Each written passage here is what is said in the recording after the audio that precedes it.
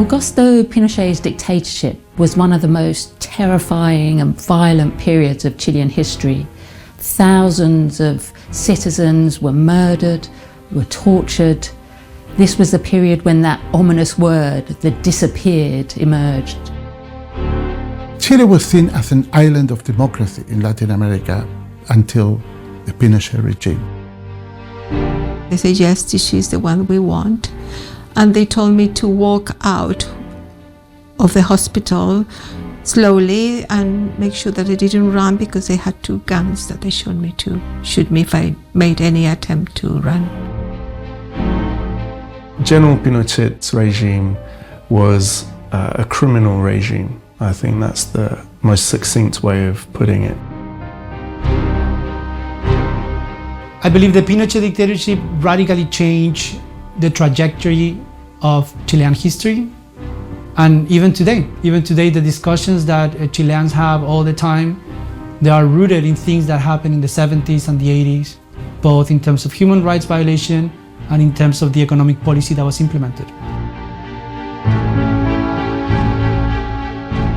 This is a battle which is still going on. It's actually defining our own time, the question of neoliberalism and the fight against neoliberalism. We remember Pinochet not just because of his cruelty and sadism, but also because of his personal construction of a new global economic order. You can't underestimate the world historical significance of what he actually did.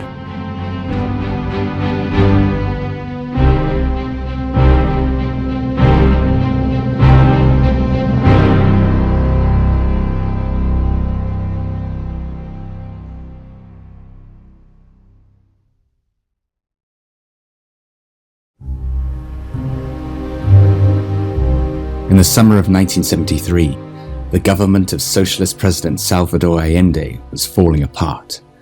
The Commander-in-Chief of the Army, General Carlos Prats, had resigned. His replacement is Augusto Pinochet. Within a month, a coup would be launched that left Allende dead and the military in control of Chile.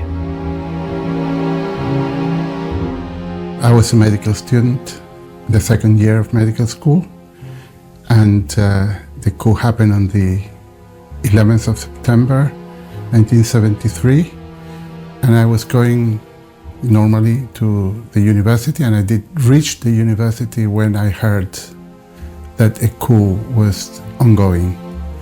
And in fact, we stayed in the faculty of medicine, and we heard the Hawker Hunter planes going towards the center of Santiago from north to south and passing quite low near the medical faculty and bombing the Moneda Palace. So we heard that.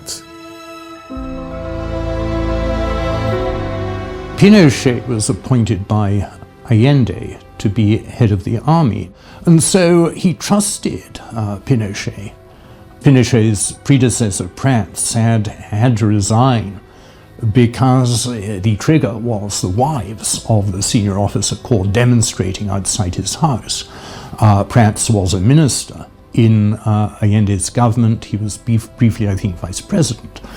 But Pinochet replaced him. Allende had full confidence in Pinochet.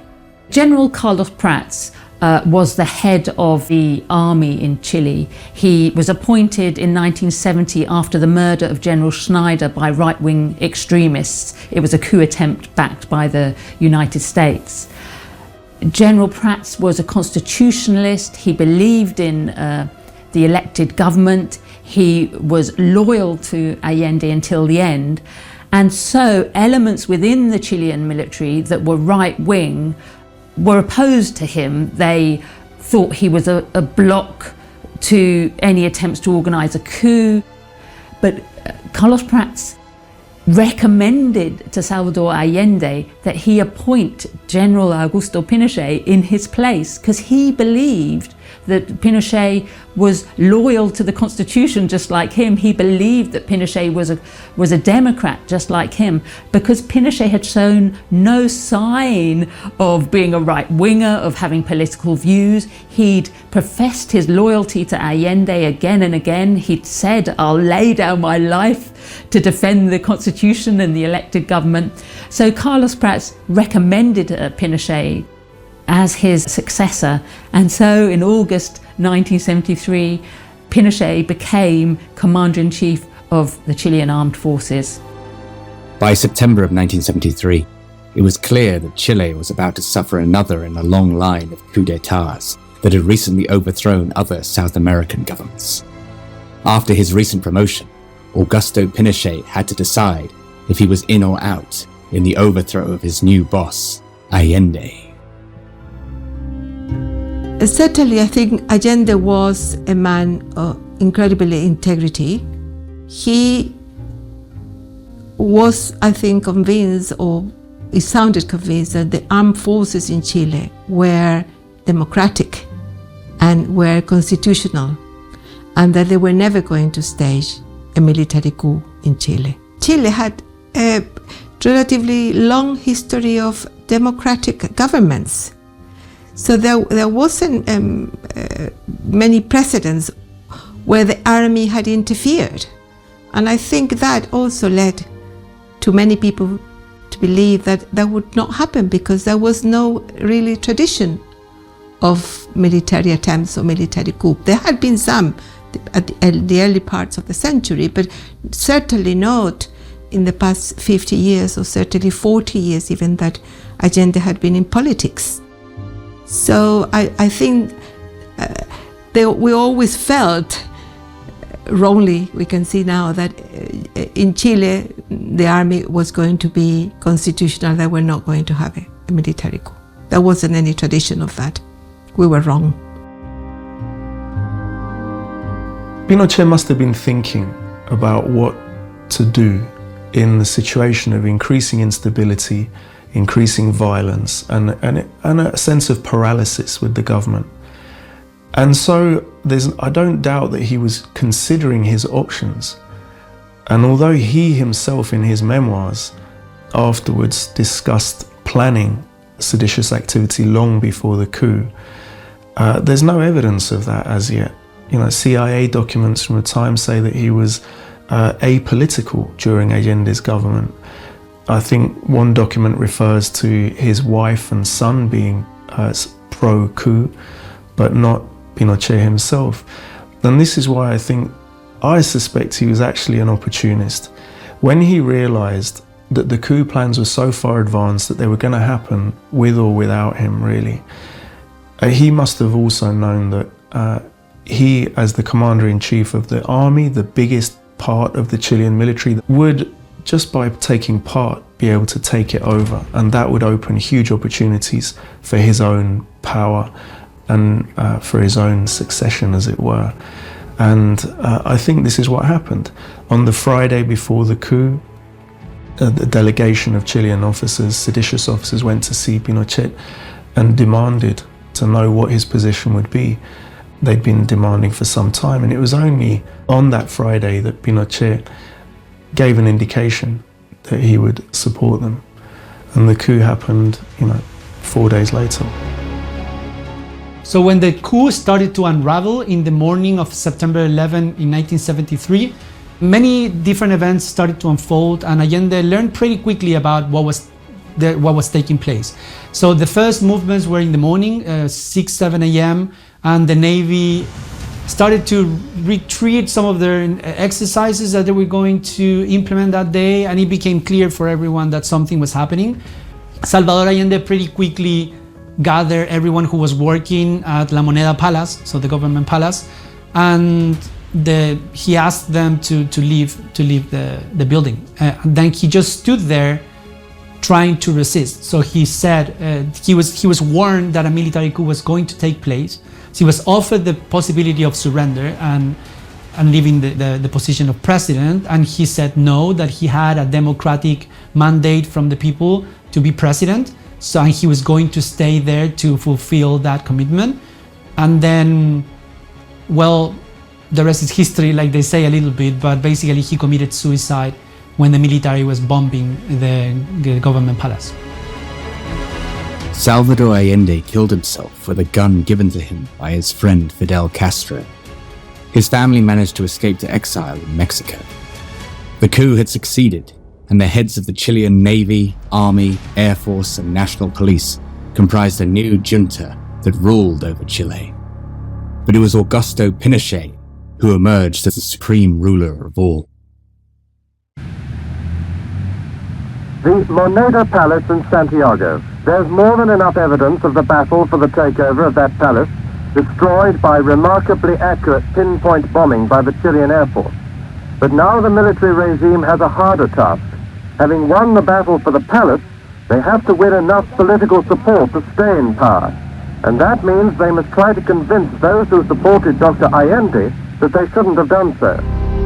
Salvador Allende's presidency had come to a terrifying end in September 1973. But the forces that had led to his downfall had not just come from within Chile, but from even more powerful forces within the world. Salvador Allende was a doctor, a socialist politician. He was determined to improve the lot of the poor in Chile. But by 1970, there was a real sort of thirst in Chile for a change. People liked his call to end inequality, to reduce poverty, to make Chile a fairer society. However, the United States has long thought of Latin America as its sphere of influence, its backyard. And this was the Cold War. All US governments were terrified of the spread of communism and fearful of left-wing governments coming to power in Latin America. Remember, Fidel Castro had led a popular revolution in 1959, and US politicians were determined to prevent another Cuba, another left-wing leader coming to power in Latin America.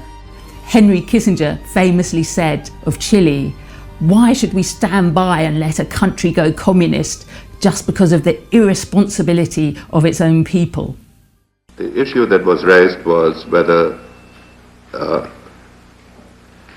somebody elected with 36% and, frankly, pursuing policies that we considered hostile to the United States should then do this, be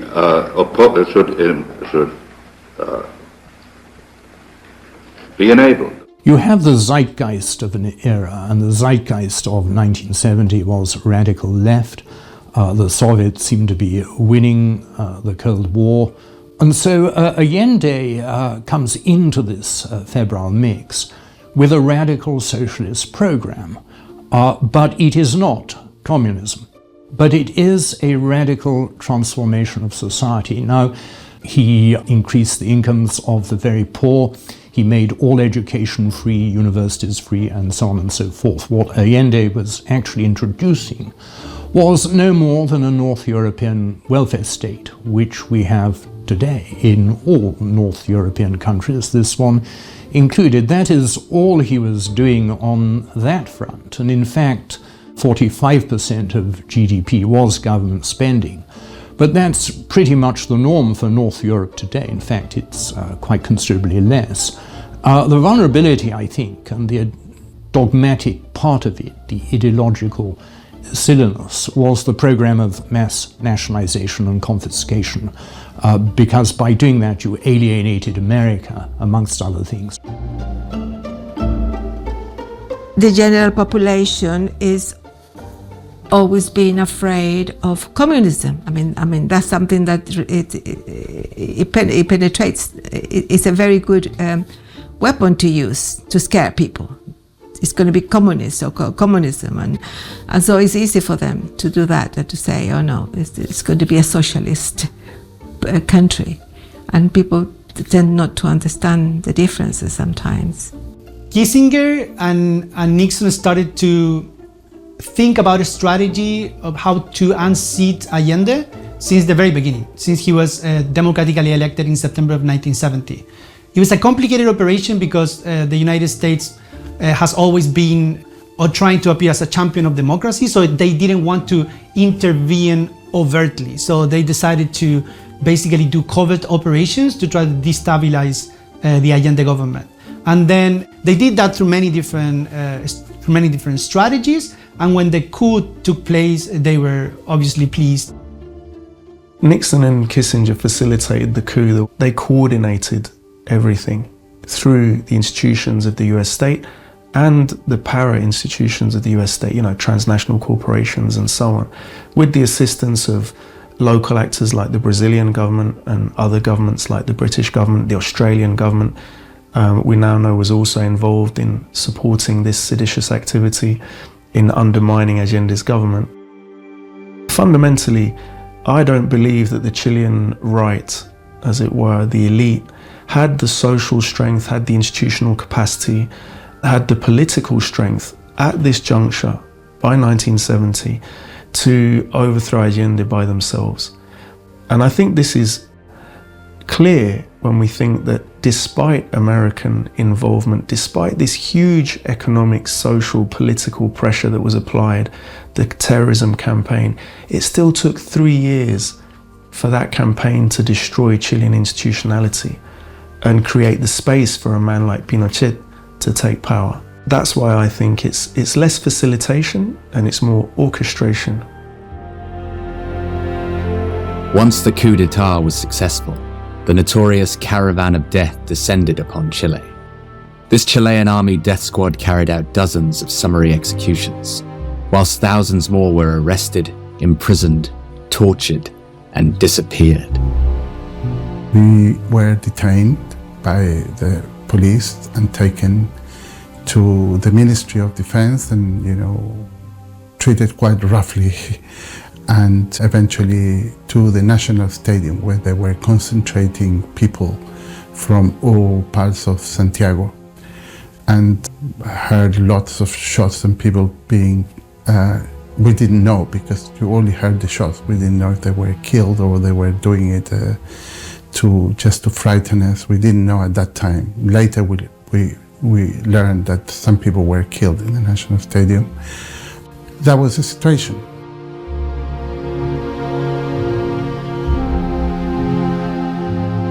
They took me to a van that they had parked outside the hospital, and they blindfolded me.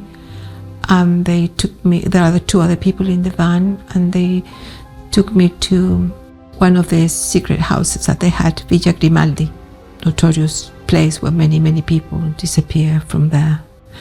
And I was there for 24 hours, and then they transferred me to another secret house, detention house, where I was kept for about 2 weeks and where I was interrogated and tortured for about 2 weeks. And I was then transferred to another place where it was incomunicado, where there were not the secret detention houses, the torture houses, but it was like a prison, but nobody knew. Until that moment, for a month, my family did not know where I was.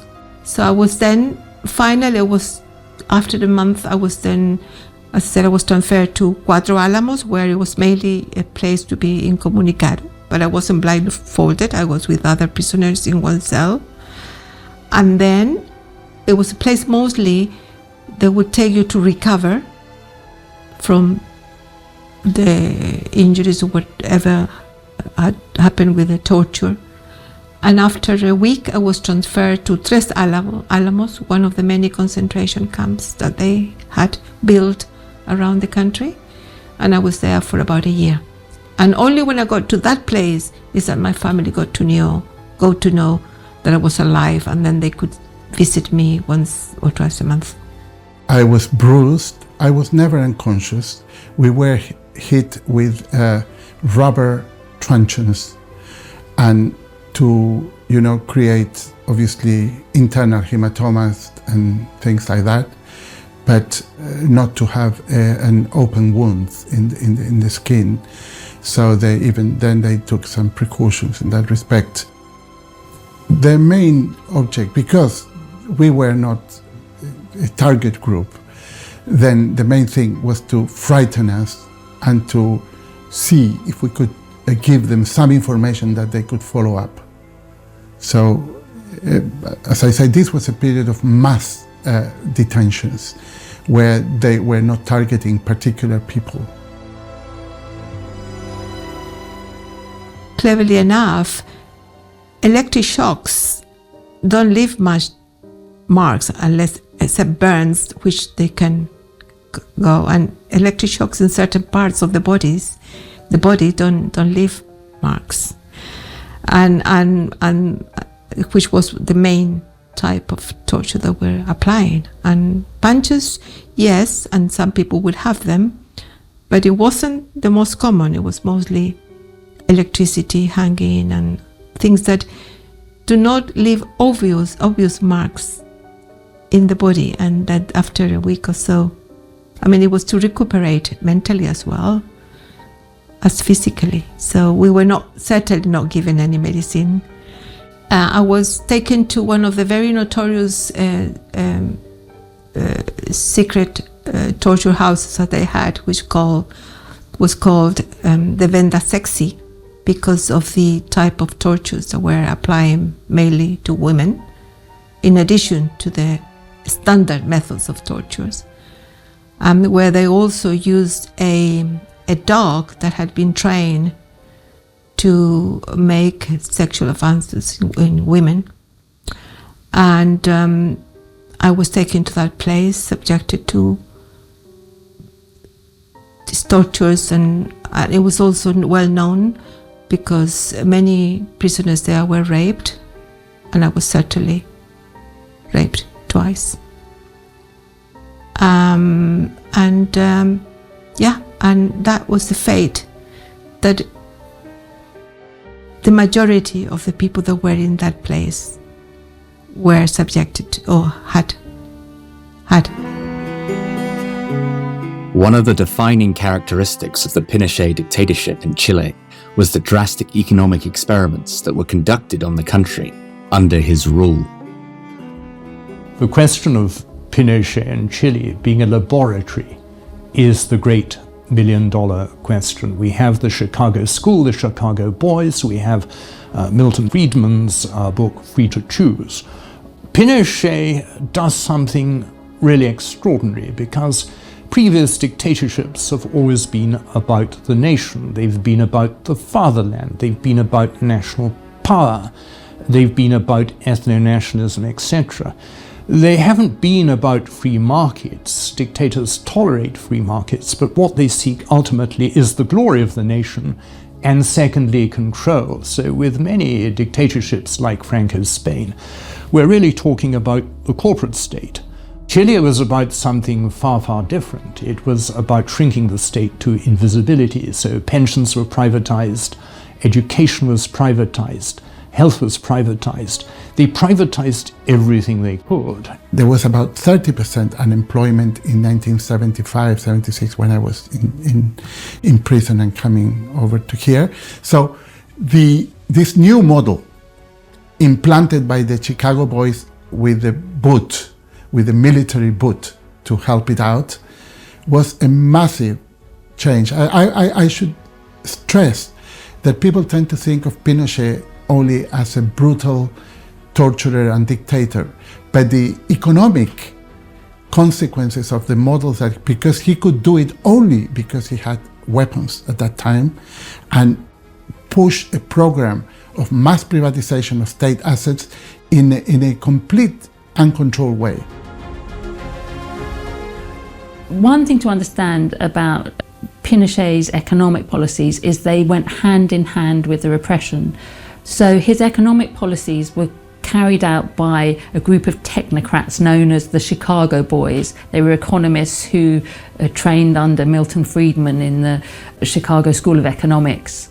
And they believed in monetarism, controlling the monetary supply, and this meant policies of drastically cutting public spending, reducing the state, privatization, slashing export tariffs, opening the Chilean economy to the world. It was really sort of a shock therapy for the economy.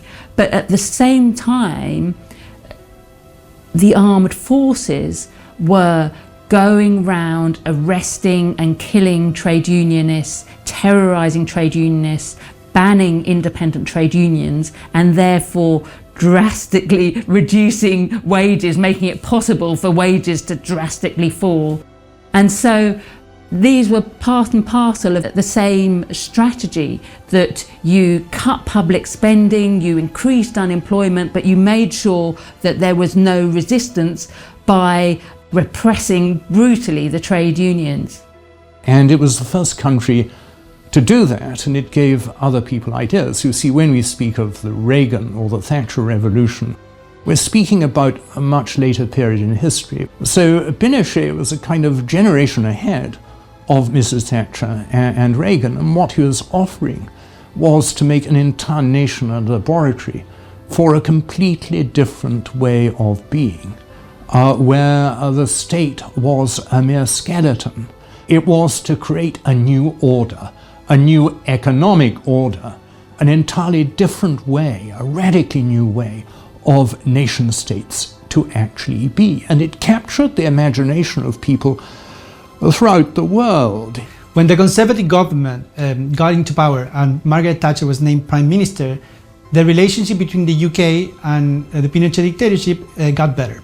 And there were both sides of it. On the one side, the Pinochet dictatorship felt pretty isolated because of the human rights violation, and basically all countries in the world were against that, of course. And then when Margaret Thatcher became Prime Minister, and she had a similar view about the economy than Pinochet, and then when the Falklands War started in 1982, Chile actually helped the UK in that war. Secretary of State for Defense has just come over to give me some very good news, and I think you'd like to have it at once. The message we've got is that British troops landed on South Georgia this afternoon, shortly after 4 p.m. London time. They have now successfully taken control of Grytviken. At about 6 p.m. London time, the white flag was hoisted in Grytviken beside the Argentine flag, and shortly afterwards the Argentine forces there surrendered to British forces. During the Falklands War, Britain relied on a lot of help from Chile, but for many years this was shrouded in secrecy, and even if you look at the declassified British government documents today about the Falklands conflict, most of the information about Chile is still censored. It's because it's viewed as very sensitive, particularly for relations between Argentina and Chile. But what we know is that Chileans helped Britain in a number of ways. They passed on intelligence. In particular, they gave data from their radar sites in Balmaceda, in Punta Arenas, in the south of Chile, key information for British forces. They allowed British aircraft to land in Chile, to refuel, to carry out reconnaissance flights from Chilean territory. So they helped Margaret Thatcher's campaign in Argentina in all sorts of ways. Chile intervenes radically in the Falklands War, not formally, but it gives Britain the benefit of all its radar data. It forces Argentina to retain troops on the Chilean border among the mountains. It does very many other things for the Royal Air Force, with Royal Air Force planes in Chilean colours and so forth. At the time, nobody knew much about this. They knew Chile was being helpful. But for both Britain and Chile, there was a great importance to remaining mum, to remaining silent on the huge magnitude of what Chile had done for Britain. Britain wanted it to appear as if it was sole author of its victory. Chile didn't want to alienate the other South American states who are frankly sympathetic to Argentina. But Chile was an old ally of Britain. The relationship went deep, deep back to the early 19th century. Pinochet was a huge Anglophile. And so in terms of Mrs. Thatcher, she took a very clear, you might say, dogmatic view Chile had helped save our bacon in our hour of need, and therefore she will never renege. She would never betray Pinochet. She would always support him because she felt this deep explosion of personal gratitude for what he'd done, and a kind of blaze of personal warmth for Pinochet, which, given what we know about what he actually did, is rather amazing. But she took a fairly simple-minded view. You have to be loyal to the people who supported you in a war, and that was it. There was no further argument with her. And after that, after the Falklands War, Britain attempted, or Margaret Thatcher's government attempted to repay Pinochet for his support. British diplomats, for example, worked really hard behind the scenes in the United Nations throughout the 80s, trying to water down international criticism of the Pinochet regime. And Margaret Thatcher also loosened restrictions on arms sales to the Pinochet regime after the Falklands War, and sold all sorts of material, including cluster bombs, to the Pinochet regime. By the end of the 1980s, Pinochet's hold on Chile was faltering, and it would finally come to an end thanks to the 1988 Chilean plebiscite, where a referendum was held on whether Pinochet's rule should continue. Deprived of even the most basic expression of democratic rights for the last 15 years, they gathered in Santiago today in their tens of thousands. It was the culmination of the presidential referendum campaign. Moderate Christian Democrats, socialists and communists marching together. The flags of 17 different political parties making up the command for the no. All of them united in opposition to the regime of General Pinochet. It was the biggest political rally yet seen in the capital. The end of the Cold War essentially meant that the regime no longer had any relevance to Western governments. Suddenly it no longer mattered. You didn't need hard men in military uniforms and toothbrush moustaches. You didn't need fascists anymore, Francos and so forth, to sustain the West. There was no longer a division, a binary division of the world between us and against us. And so Pinochet could hardly really fit in, and it actually occurs at almost precisely the moment where he has the famous referendum in 1988. The collapse of the Berlin Wall is the next year. Once the plebiscite had been agreed, then there was obviously going to be some kind of campaign around it. And there were a social element to that campaign, there was a media element to that campaign, and a political element to that campaign. And one of the Christian Democrat leaders from the period, a man called Andrés Saldívar, has left a testimony of traveling to Europe to get funds for this no campaign. And I think he talks about gathering something like $400,000 to $500,000, which is quite a lot of money for the late 1980s. And that this money is what was used to fund the no campaign, to fund the advertising campaigns, the TV slots that were given to the no campaign and so on. And they recruited a very able team of marketing people and so on, and journalists who decided, rather than using the negative side of the dictatorship, rather than reiterating all of those negativities, to focus on a positive future. And that's why they used the slogan, "Joy is coming," and it was remarkably successful. This morning, the army took up position around key government buildings in Santiago. But with so much international pressure for this vote to be free and fair, they're keeping a low profile so far.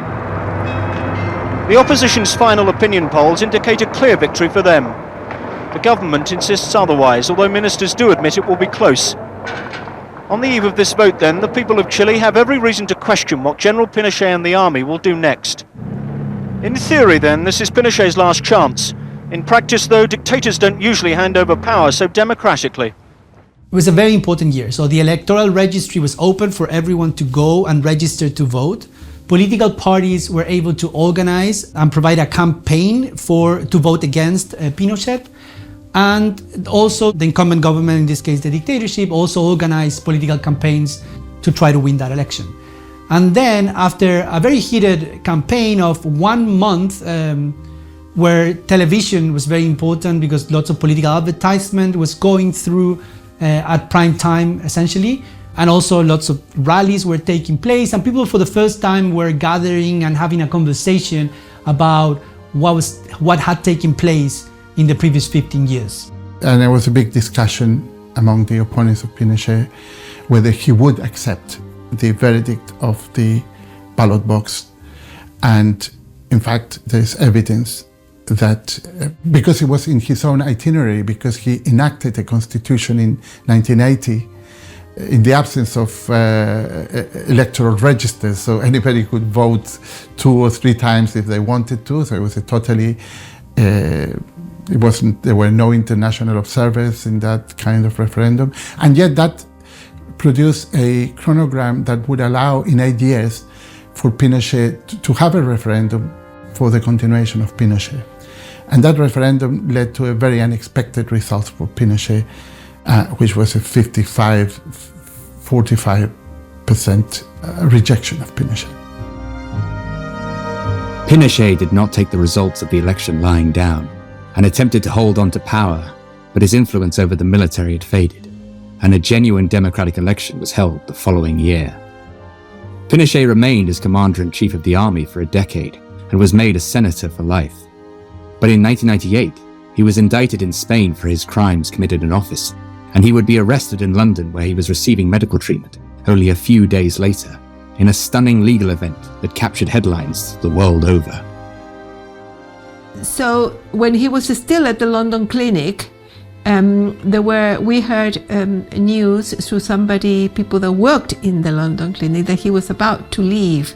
There were, interested enough, people that were doing cleaning, and somebody gave a tip that Pinochet was about to leave the country, and so the Spanish thing was quickly accelerated, and they managed to get the order, and the Scotland Yard arrived at the clinic, and Pinochet had his own guard, security guard and military looking after him, but the Scotland Yard told them they had to go, and now he was under arrest. And that was certainly, I think, a very important event for us, for Chileans that were seeking justice, for the world, for what it meant to be able to do that to a dictatorship in a foreign country, and for Chile, because I think in Chile, it was a shock for them to realize that Pinochet had actually been detained. It was untouchable at that time, and people were not responding. They were paralyzed with fear of many, many years of repressions, and the fact that he had been arrested really was a call for many people in Chile, and certainly in the UK and in Europe and many parts of the world, there was a strong solidarity movement supporting us in London, the people who were here trying to support as much as we could. Pinochet's arrest here in London was a huge blow to his self-image and to his image within Chile.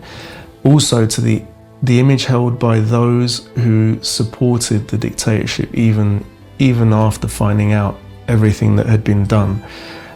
The fact that he could be arrested in a Western capital showed them how much of an outsider he was, and how universal the condemnation of his regime had become. In the end, Pinochet was allowed to return to Chile after a long legal battle. However, he soon faced further indictments at home, but now without his immunity to protect him. Well, what happens is he loses immunity. He has immunity as a former president, and he has immunity as a life senator. All that goes, and he's pursued through the courts. But there is a great problem. He has a magnificent defense, that of vascular dementia. He said, if it happened, I don't remember it, and if it didn't happen, I don't remember it. And so this is how he is able to elude a trial. He is never actually put on trial. They're pursuing him in the end with 300 criminal charges, not only what was done under the dictatorship, the torture, the disappearances and deaths, but also the corruption, the arms deals, the taking a percentage, the tax evasion. He accumulates a fortune of $25 million, well disguised by living in a modest home. And so he dies under house arrest. And he is given a military funeral, not a state funeral. He's given a military funeral as former head of the armed forces. And during that funeral, the grandson of General Prats spits at the coffin.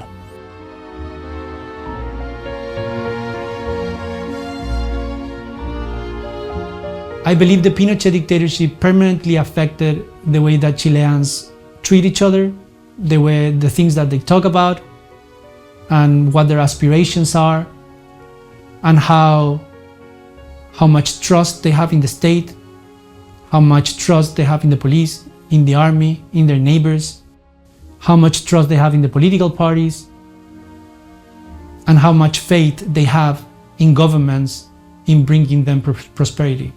I think I have to give credit to Pinochet in one area.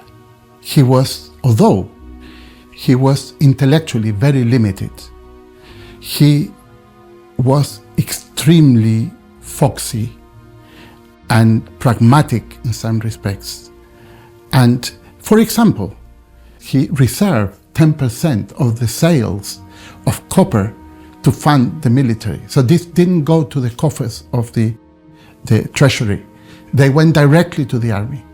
So he funded, and this meant support from his fellow army officers for him, because he had engineered this clever way of diverting an important part of Chile's wealth to what later on was corruption within the army. And I mean, he ended up as a proven corrupt dictator, just like the Central American dictators we used to laugh about. He was never brought to justice for the crimes he committed, but he is not the only one. There are still many, many people involved in this, in torture and detention, kidnapping, assassination, who haven't been brought to justice, and some that have been brought to justice were then sent to a very luxurious prison, and others, the trials have never been completed. We've been waiting for a little bit of justice in our own case. I said we, myself, and another group of compañeras that were with us in the torture houses for over 20 years, and we haven't had justice yet. The problem, I think, with Pinochet is that he's not in any normal capacity, a normal category. He is an authoritarian, he is a brute, but he's not actually a genocidalist like some of them are. He's not actually an ethno-nationalist like some of them are. He's not a mere authoritarian like so many of them are. What he is an ideologue.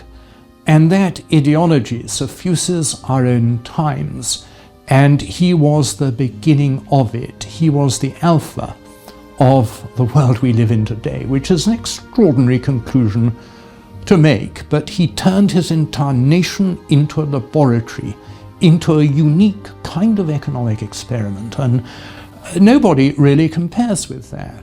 But Pinochet became a hate figure around the world also because there was an enormous Chile solidarity campaign protesting against the human rights abuses in Chile. You know, Salvador Allende had inspired people around the world. His idea of a peaceful road to socialism, a peaceful road to a fairer society, had inspired people, and they were horrified when he was overthrown. So you saw a Chile solidarity movement in Britain, across Europe, across the world, and it was also for that reason that Pinochet became recognised as one of the most hateful dictators in modern history.